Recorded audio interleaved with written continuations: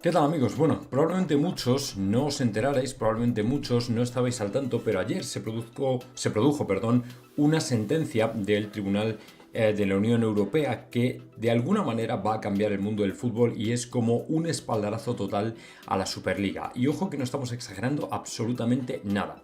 Lo que ocurrió, la manera en la que al final dictó sentencia el Tribunal de la Unión Europea, lo ha cambiado todo tan absolutamente a lo bestia que gente como Ceferín, como Infantino, como el propio incluso Tebas, tienen los días contados y sus instituciones y organizaciones también están absolutamente obsoletas. La legislación de la Unión Europea efectivamente reconoce que la regulación, o mejor dicho, los reguladores del mercado del fútbol están completamente pasados de fecha. Además, contienen normas contrarias a la libre circulación, que es como nació la Unión Europea y por la que se permitió efectivamente la Superliga. Dígase un poco hablando de estar por casa, porque no es que permitieran la Superliga, simplemente dijeron que UEFA y FIFA, o sobre todo UEFA, no tiene el monopolio, no tiene por qué hacer pasar a la gente para crear otra competición, hacerla pasar efectivamente por el aro. Ellos no tienen nada que pintar ahí y si hay clubes que quieren montar otra competición pueden hacerlo en base a la libre circulación de la Unión Europea. Bueno, pues lo que ocurrió ayer con Las Diarra efectivamente le pega un vuelco a absolutamente todo. Para los que no conozcáis el caso de Las Diarra, y por cierto viene muy bien explicado en este artículo de por aquí, en el que efectivamente pues dibuja un panorama que se mira desde prácticamente todos los diferentes ángulos. Y bueno, pues yo os lo voy a compilar de la manera que mejor sepa, porque es verdad que tiene muchas aristas, muchos ángulos, que tiene muchas repercusiones y que lógicamente va a poner, como digo, un punto y aparte en el mundo de la industria del fútbol, aunque en mi opinión lo que va a hacer es disparar directamente y acelerar la creación de la Superliga y por supuesto llamar a su fin a UEFA, FIFA para que se adapten. No digo que los vaya a matar, pero eso depende de ellos, porque si ellos insisten en continuar con su legislación, con la manera en la que hacen las cosas, están más que muertos. Por cierto, en un fin de semana en el que Sky Sports en Inglaterra está en modo Tebas, advirtiendo absolutamente a todos aquellos aficionados al fútbol que quieran ver fútbol gratis o que se metan en páginas pirata de que van a fundirlos. ¿Veis cómo efectivamente la Superliga tiene que llegar ya y que efectivamente no se puede esperar más? Porque ¿en qué planeta se ha visto que al final una plataforma que en definitiva tiene a los consumidores, a los clientes como los fans del fútbol, los tiene secuestrados y les fuerza a pagar y toma medidas contra ellos de manera absolutamente arbitraria? Lógicamente es un mundo en el que no merece la pena, no digo vivir, pero no ver el fútbol, eso está claro. Pues estas plataformas son las que también van a caer con la Superliga, precisamente por el hecho de que se pueda ver los partidos en abierto, y lógicamente yo estoy deseando, precisamente porque se los van a crujir de una manera absolutamente bestial. Pero bueno, vamos con el tema de lo que ocurrió ayer con el nuevo mundo del fútbol, porque obviamente es un caso que merece la pena de estudio, ¿vale? Va a ser un vídeo un tanto, no voy a decir farragoso, pero para que lo entendáis bien hay que ponerlo en contexto. Resulta que un exjugador del Real Madrid, el señor Las Diarra, bueno, pues en su momento se marchó al Lokomotiv de Moscú. Llegó un punto en el que el jugador no quería jugar más en ese club y había fichado por un club de Bélgica, el Charleroi. Lo que ocurrió es que el Lokomotiv lo apartó y él de alguna manera ya había tomado o dado sus pasos no yendo a los entrenamientos. Total, que por unos y por otros al final el club le culpa a él por no presentar a los entrenamientos y le da de baja, y él por el contrario decía que le apartaron por bajo rendimiento, pero él ya había firmado o había hecho todo lo posible por salir a este club de Bélgica, es decir, él ya estaba dando sus pasos para poder salir y marcharse y fichar por otro club. En definitiva, él no quería seguir en Moscú, pero el problema es que su contrato le obligaba.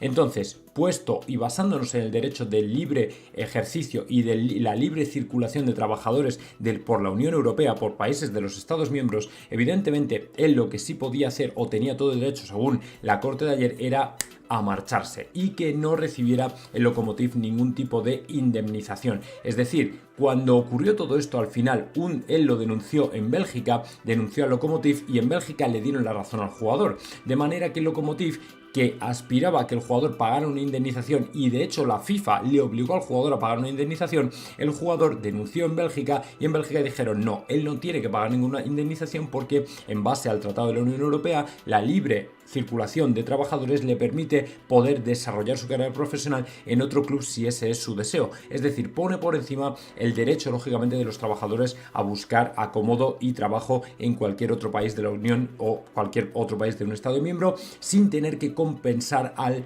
pagador, en este caso al club. Entonces, ¿qué ocurre? Que El Lokomotiv se quedó como diciendo, hostia, pues la hemos perdido, y al final efectivamente ese derecho, después de muchos años, porque esto fue 2014-2015, ha terminado convirtiéndose en una regla de oro similar a la del caso Bosman. ¿Por qué? Pues porque en definitiva marca un antes y un después en el mundo del fútbol. La primera repercusión no tengo que deciros cuál es, pues que efectivamente ahora los clubes se van a andar con mucha maña a la hora efectivamente de intentar meter a los jugadores contratos que convierten a los clubes en cárceles de oro. Y ya sabéis, cuando digo cárceles de oro, ¿a quién me refiero? Efectivamente, al PSG. Es decir, todo lo que pasó con Mbappé no hubiese ocurrido si Mbappé en 2021, no 2022, 2021, cuando él quiso salir al Real Madrid y quiso que el PSG negociara con el Real Madrid, si él se hubiera cerrado en banda y hubiera denunciado, podría haber venido porque la legislación hubiera efectivamente sentenciado a favor suyo, porque él podría haber venido a España a jugar si así lo hubiera deseado y querido,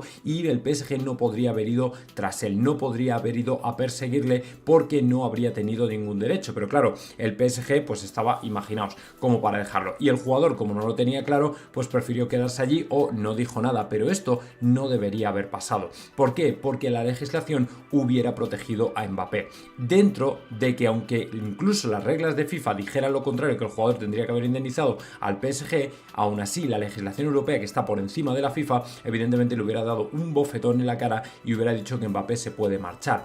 Entonces, ¿qué ocurre ahora? Pues que, como decía mi buen amigo José Félix Díaz, claro, ahora ¿quién va a pagar un traspaso? Efectivamente, hacia el modelo que ahora vamos a atender es el modelo NBA, es el modelo de los traspasos o de los intercambios, mejor dicho, sin grandes fichajazos brutales, con pagos, con bestialidades por mercado, no sé qué. Eso tiene pinta de que tiene los días contados, y dentro de la Superliga creo que al final va a ser así. Ese nuevo modelo de mercado de fichajes es completamente desconocido, pero es hacia lo que vamos a tender, porque lógicamente también es verdad que el club no se va a arriesgar a fichar a un jugador, a crearle condiciones espectaculares, si a lo mejor luego el jugador le hace una mejor oferta y los deja tirados. Y claro, el Real Madrid o el City o el club que sea ha puesto un montón de pasta o le ha invertido en él o salario o lo que sea, y luego aparece otro que le ofrece mejor, más dinero, y se pira y al club lo deja tirado. Y evidentemente esto desde el punto de vista del club es una putada grande. Entonces, obviamente para la Superliga está genial porque es un poco el modelo al que se tiende, pero claro, ahora los clubes tienen que tener mucho cuidado, porque por ejemplo el caso de Vinicius Junior, ¿vale? El caso de Vini con Arabia, si efectivamente Arabia le puede poner un sueldo, vamos a decir que no es Arabia porque Arabia no es de la Unión Europea, pero un club que efectivamente le diga a Vini, oye, te ponemos de sueldo, vamos a decir un PSG, por ejemplo, 20, 25, 30 millones de sueldo y te vienes al PSG,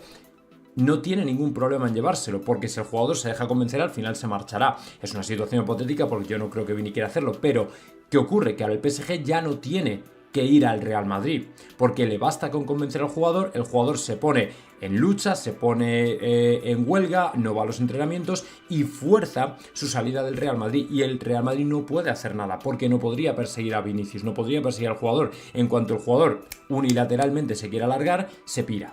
¿Me entendéis? Entonces, en este sentido, cuidado, porque esto funciona en todas direcciones, o sea que también nos podemos ver perjudicados. ¿Qué ocurre además también? Pues que evidentemente los jugadores, o a los jugadores, ahora ya les tiene que convencer también un punto más allá del dinero, sino que también tiene que haber una parte del proyecto, de que te guste el club, porque evidentemente si todo se mueve por dinero, al final bastará simplemente con que llegue uno que pone más pasta y ya está. Ningún jugador del Real Madrid, de hecho, estaría ahora mismo en el equipo blanco si todo fuera por dinero, porque hay clubes que pagan mucho más. Sin embargo, la parte de la marca, la parte de la imagen, la parte de la historia, de la leyenda del Real Madrid es lo que ha hecho que muchos jugadores prefieran la gloria al dinero, ¿me entendéis? Entonces, ahora los clubes se tienen que esforzar mucho más, porque ya no es solo cuestión de dinero. Los Manchester City, los PSG, lógicamente lo van a tener mucho más complicado en este ambiente, ¿me entendéis? Porque ya tienes que convencer al jugador con algo más. Que luego hay muchos jugadores que es verdad que a lo mejor no miran tanto la gloria y tal, jugadores a lo mejor que son medianías y dicen, mira, yo donde me paguen más, allí voy y ya está. Eso por supuesto. Entonces, en este sentido, claro, veis cómo cambia todo el panorama, porque ahora ya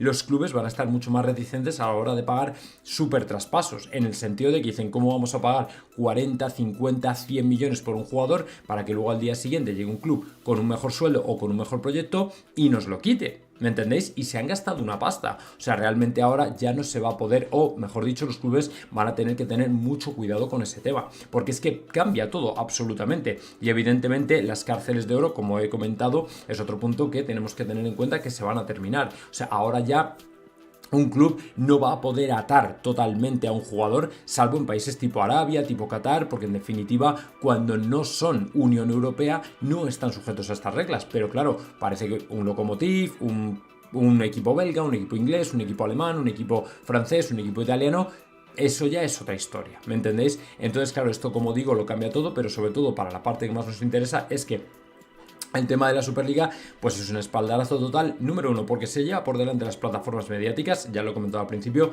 y número dos también porque al final lo que va a hacer es tender hacia un modelo en el que sea tipo NBA, en el que los jugadores o los clubes, por ejemplo, estén dispuestos o peleen por un jugador en concreto, pero todo sea función o en función de intercambio, que luego eso también es relativo porque es un poco como el trueque, ¿vale? Tú puedes tener un jugador al que yo quiero, pero tú puedes no tener, o yo puedo no tener un jugador que te interese, ¿me entendéis? Por ejemplo, a lo mejor al City no le interesa, vamos a decir, nadie del Real Madrid, pero al Real Madrid sí le interesa a alguien del City.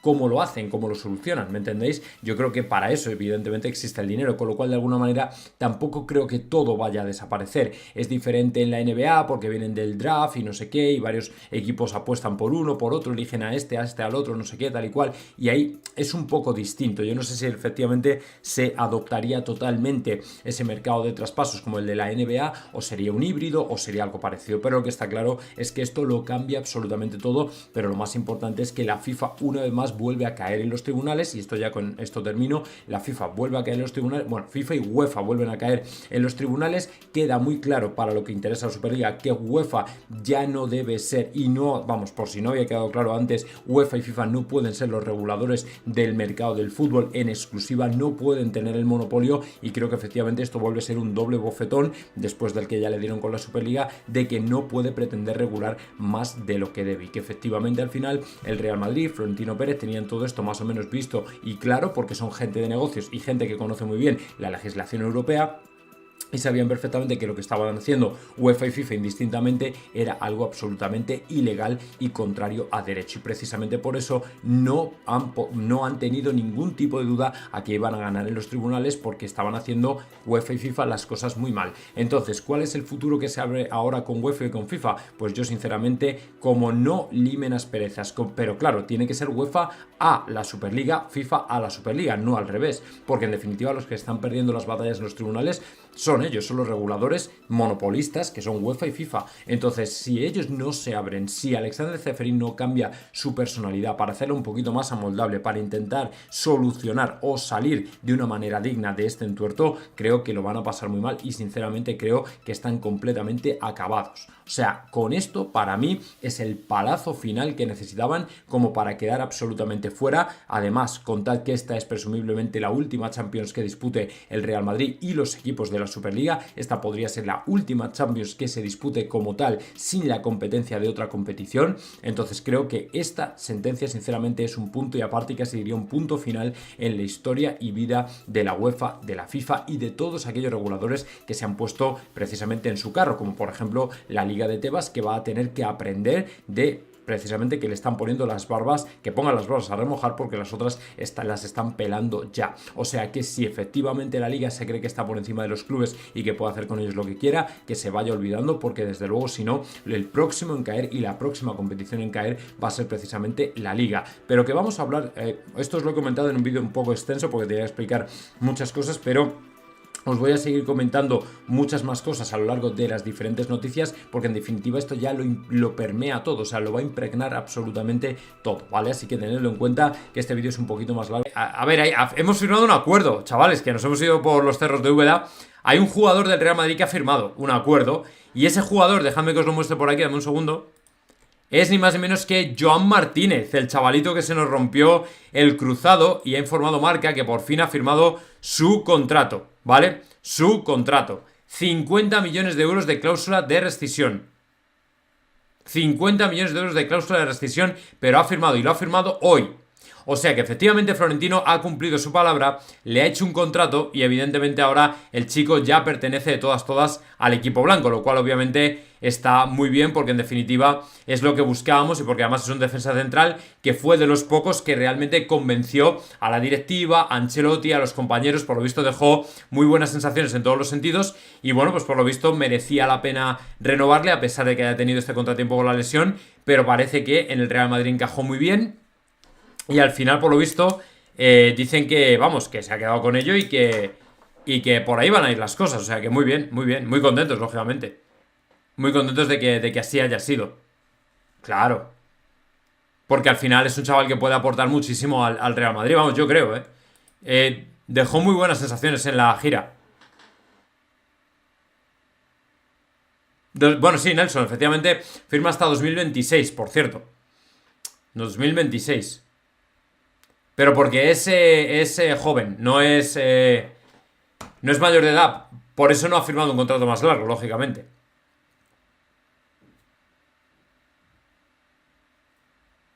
Claro. Y bueno, sí, lo de Freisa ha sido espectacular.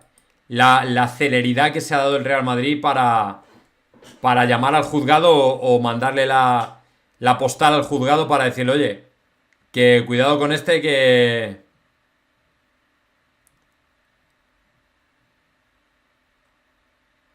Cuidado con este que efectivamente al loro.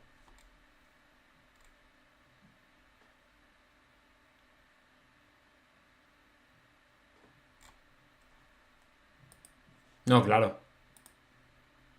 No, eso. Yo creo que este chaval cuando se recupere, yo creo que va a hacer la gira otra vez con el Real Madrid. Y es probable que además entre en los planes del primer equipo. Que luego hay que tener cuidado con eso porque luego Ancelotti para esto se pinta solo, ¿eh? Porque dime tú, Guller y Hendrik cómo tienen que estar ahora. ¿Alguno cree que Guller y Hendrik van a terminar triunfando en el Madrid o que se terminarán yendo? ¿Qué creéis?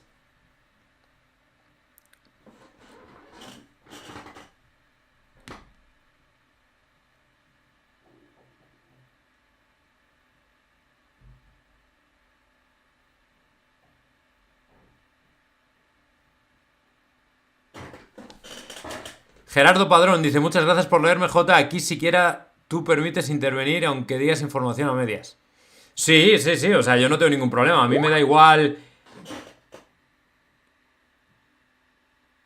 Ah, vale, es que tengo una reunión ahora en un ratito y me han avisado ahora. Bueno, sí, sí, que a mí no me da, vamos a decirlo, miedo ni me da reparo que tengáis otra opinión. Se puede hablar y se puede discutir tranquilamente sin que nadie pierda la cabeza y la compostura y todos nos respetemos, que al final son temas un poco delicados que al final nos traen un poco a las emociones. Pero bueno, hay veces que surgen estos temas y hay que comentarlos. Yo os doy mi opinión de primera mano. Yo os digo que España a día de hoy... A ver, es que os iba a decir también, a lo mejor para hacer turismo y vacaciones y tal, pero es que está todo muy caro, chicos. Es que está todo muy caro. Es que yo conozco a muchos americanos que les encanta ahora venir a España y vivir aquí y están encantados, pero claro, tienen sueldos americanos. ¿Me entendéis? El español local de toda la vida, el que se iba a veranear a Benidorm, a Torremolinos por 4 duros, casi os diría que eso ya se ha acabado, porque ahora la gente con los trabajos remotos se ha venido a vivir aquí y claro, los precios han subido mucho, de todo. Entonces es que ya incluso veranear, joder, es que mucha gente lo veis vosotros como yo, eh, en Málaga, en Valencia, en Madrid, el coste de la vida es muy caro, es muy caro. Y encima, ¿por qué os creéis que he creado la Academia de Inglés? Porque me gustaría que tuvierais la opción por lo menos de expandir vuestros negocios o tener opciones a más trabajos que paguen mejor. Porque el que se quede ya solamente con intentar vivir en España, vender al mercado español y hablando solo español, está jodido. Está jodido, porque es que, vamos, no voy a hablar de invasión, ¿no? Pero es verdad que España está experimentando un boom, que hace 30 años la gente venía aquí a veranear, o los jubilados, por ejemplo, se venían a vivir, pero es que ahora ya son familias. En edad de 30, de criar a sus hijos, de 35. ¿Por qué? Pues porque tienen el mismo trabajo, el mismo sueldo del norte de Europa, pero claro, tienen el sol y el clima de aquí. Que es con lo que sí estamos bendecidos, ¿no? El sol, el clima, todo esto. Entonces, bueno. Por eso, claro, son cosas que hay que tener muy en cuenta. Hay que tener muy en cuenta. Efectivamente.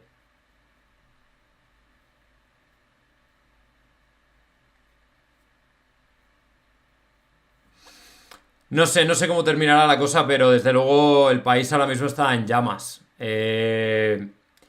Por eso, porque hay mucha gente que el tema de la vivienda es que se ha convertido en un. Europa ha sido cara en general. Pero el tema de la vivienda es que ahora mismo en España es un tema que arde y hay que reconocerlo, seas de quien seas y del partido que seas. O sea, yo puedo caer, por ejemplo, más al lado conservador, no a la derecha española europea, que no me parece lo mismo que los conservadores americanos. Yo sería más, digamos, un conservador más clásico, más anglosajón. Pero bueno, seas de quien seas, yo vivo en Madrid y yo reconozco que la vivienda en Madrid es súper cara. Y para la gente que tiene sueldos de aquí, es prácticamente imposible. Y eso no me hace más, yo que sé, del PSOE. Yo es que, como veo un problema que es mucho más profundo que el simple partido político, pues sinceramente, claro.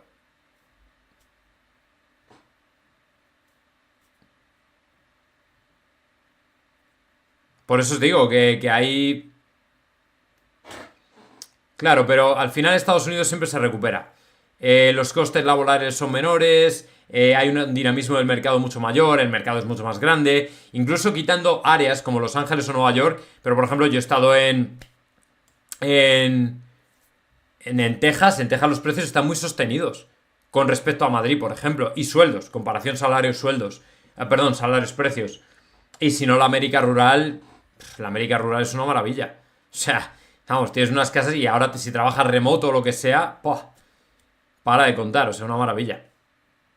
Aquí en España, al final, como solo hay dos núcleos que producen trabajos, que son Madrid y Barcelona, pues claro, el resto del país es turismo, pero claro, las capitales están colapsadas. De precios, de gente, de todo. Málaga, Valencia, ¿quién me dijeron el otro día? Bueno, Galicia también, La Coruña, San Sebastián, Bilbao, eh, Castellón, Alicante, o sea, se está poniendo todo increíble.